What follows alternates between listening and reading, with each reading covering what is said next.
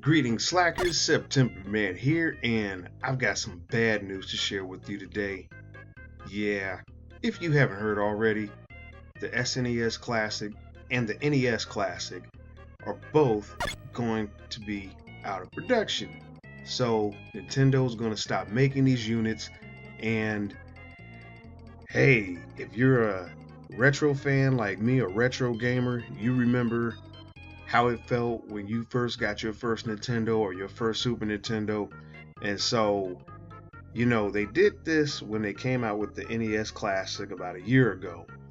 And so they've come out with this NES Classic since. And I have noticed in some of the retailers in my surrounding area, it's been hard to come by.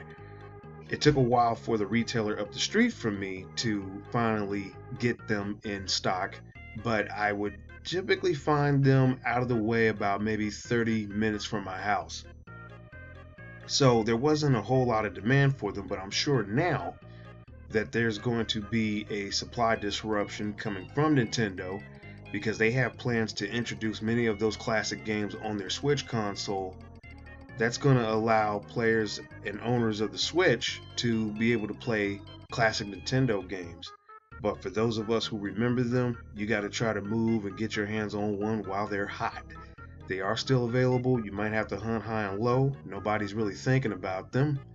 But again, this is something that every Nintendo fan, and I would have to say that I'm a 8-bit and 16-bit fan because that's the era that I came from. And yeah, sad to see, isn't it? It's going away. What are your thoughts on this?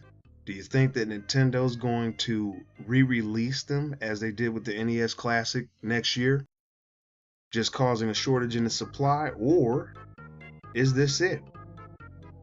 Leave me your thoughts and comments down in the comment section below.